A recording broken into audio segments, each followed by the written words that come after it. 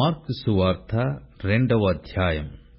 కొన్ని దినములైన పిమ్మట ఆయన మరల కపెర్నహూములోనికి వచ్చెను. ఆయన ఇంట ఉన్నాడని వినవచ్చినప్పుడు అనేకులు కూడివచ్చిరి గనుక వాకిటనైనను వారికి స్థలము లేకపోయెను. ఆయన వారికి వాక్యము బోధించుచుండగా కొందరు పక్షవాయువు గల ఒక మనుష్యుని 4 చేత మోయించుకుని ఆయన యొద్దకు తీసుకుని వచ్చిరి. చాలా మంది కూడియున్నందున వారాయన యొద్దకు చేరలేక ఆయన యున్న చోటికి పైగా ఇంటి కప్పు విప్పి సందు చేసి పక్షవాయువు గల వానిని పరుపుతోనే దింపిరి. యేసు వారి విశ్వాసము చూచి, కుమారుడా, నీ పాపములు క్షమింపబడి ఉన్నవని పక్షవాయువు గల వానితో చెప్పెను. శాస్త్రులలో కొందరు అక్కడ కూర్చుండియుండిరి. వారు, ఇతడు ఇట్లెందుకు చెప్పుచున్నాడు? దేవదూషణ చేయుచున్నాడు గదా.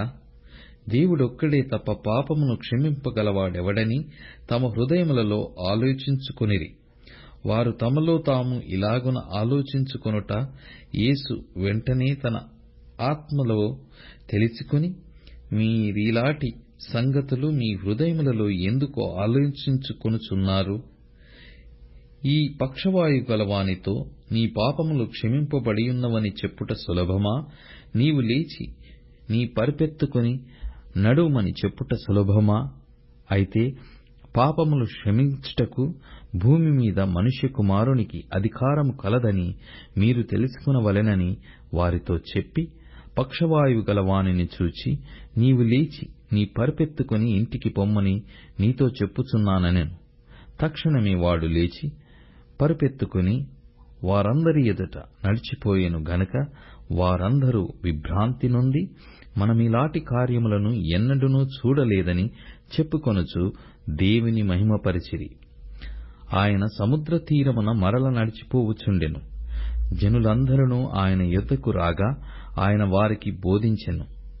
ఆయన మార్గమున వెళ్ళుచు సుంకపు మెట్టునొద్ద కూర్చున్న అల్ఫయి కుమారుడగు లేవీని చూచి, నన్ను వెంబడించుమని అతనితో చెప్పగా అతడు లేచి ఆయనను వెంబడించెను.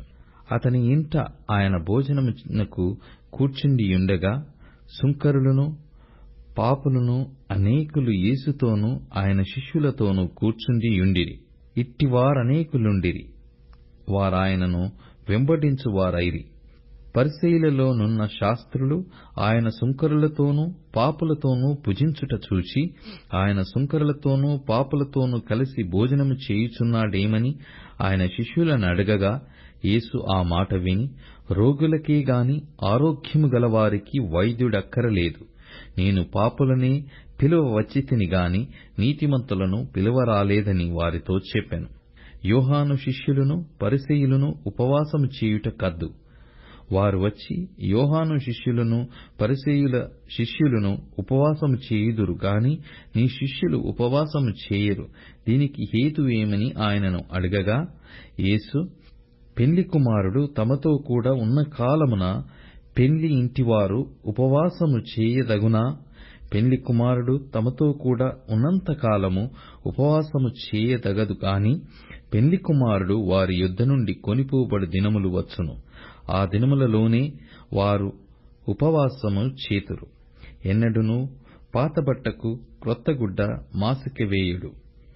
వేసిన ఎడల ఆ క్రొత్త మాసిక పాతబట్టను వెలితిపరచును, చినుగు మరి ఎక్కువగును. ఎవడనూ పాత తిత్తులలో క్రొత్త ద్రాక్షారసము పోయడు. పోసిన ఎడల ద్రాక్షారసము ఆ తిత్తులను పిగుల్చును, రసమును తిత్తులను చెడును. అయితే క్రొత్త ద్రాక్షారసము క్రొత్త తిత్తులలో పోయవలెనని చెప్పెను. మరియు ఆయన విశ్రాంతి దినమున పంట చేలలో బడి వెలుచుండగా శిష్యులు మార్గమున సాగిపోవచ్చు వెన్నులు త్రుంచుచూ ఉండిరి. అందుకు పరిసయ్యులు, చూడుము, విశ్రాంతి దినమున చేయగూడనిది వారెలాగు చేయుచున్నారని ఆయననడిగిరి. అందుకు ఆయన వారితో ఇట్లనెను, తానును తనతో కూడా నున్నవారును ఆకలిగొని నందున దావీదునకు అవసరము వచ్చినప్పుడు అతడు చేసినది మీరెన్నడూనూ చదవలేదా? అబ్యాతారు ప్రధాన యాజకుడయ్యుండగా దేవమందిరములోనికి వెళ్లి యాజకులే గాని ఇతరులు తినకూడని సముఖపు రొట్టెలు తాను తిని తనతో కూడా ఉన్న వారికిచ్చెను గదా అని చెప్పెను. మరియు విశ్రాంతి దినము మనుషుల కొరకే నియమింపబడెను గాని మనుష్యులు విశ్రాంతి దినము కొరకు నియమింపబడలేదు. అందువలన మనుష్య కుమారుడు విశ్రాంతి దినమునకును ప్రభువై ఉన్నాడని వారితో చెప్పెను.